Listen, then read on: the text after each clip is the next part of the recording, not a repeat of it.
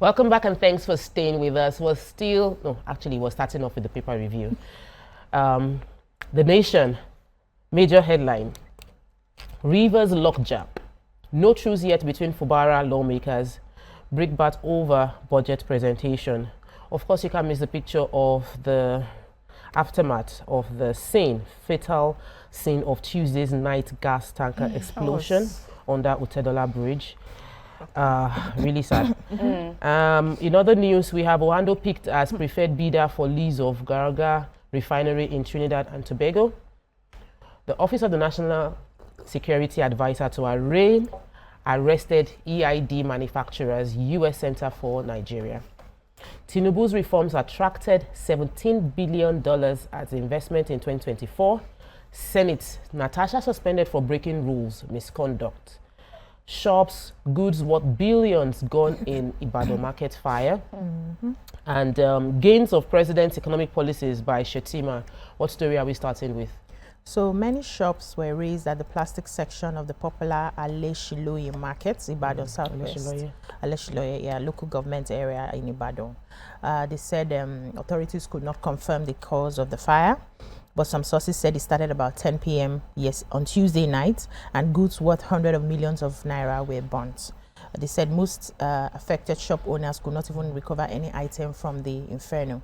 Now, the National Emergency Management Authority by the Operation Center confirmed that about 1,000 shops were affected and 500 owners fell victim. Wow. They said by the time the Nation visited the market yesterday morning, it was observed that some sections were even still burning while smoke was oozing out from other parts. They said a 15,000-liter water tank was seen in the middle of the market while some men and women were still trying to put out the fire.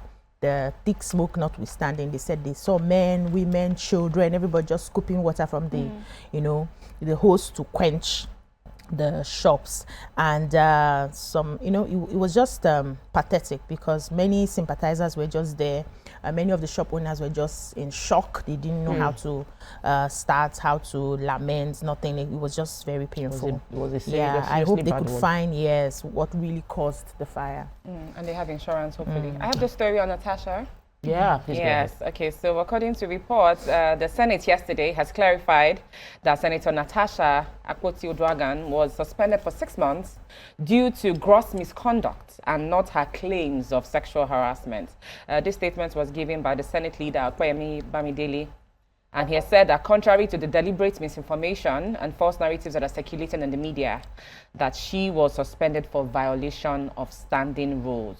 And just more on that story, as we know, now the spokesman for Akpabio, the camp from Senate President Godswill Akpabio, has dismissed the authority of the Inter-Parliamentary Union to compel him to appear before its panel over the suspension of Senator Natasha from the National Assembly. On Tuesday, we know that Senator Natasha went before the IPU, a United Nations agency, to lodge a complaint against the Nigerian Senate and the Senate President Akpabio.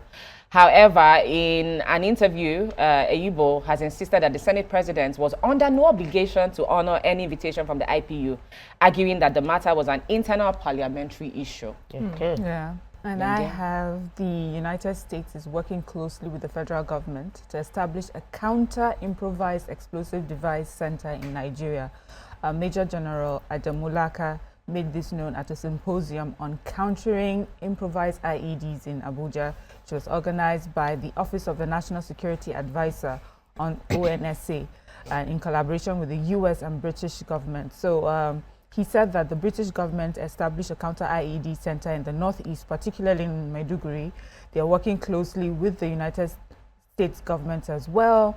He says Britain and the US have been training our troops for the past 4 years, and this has greatly impacted the proficiency of our troops in identifying IEDs, preventing such incidents, and also reacting, after such an incident.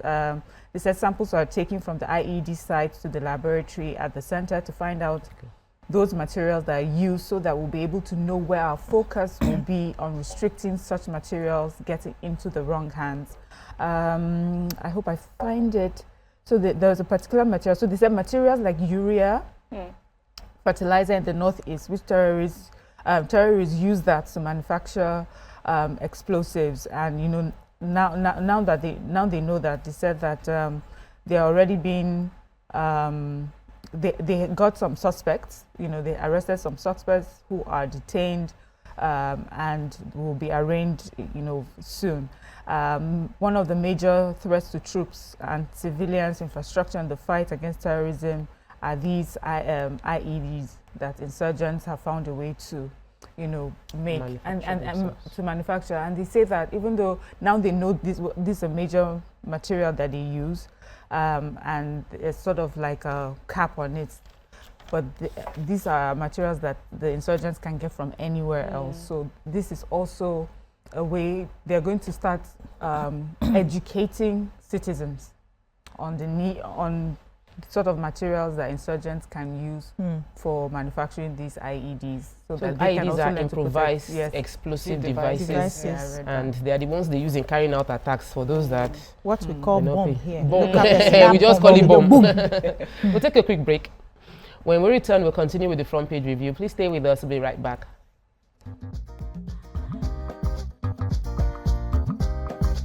Stay tuned. Your View will be right back.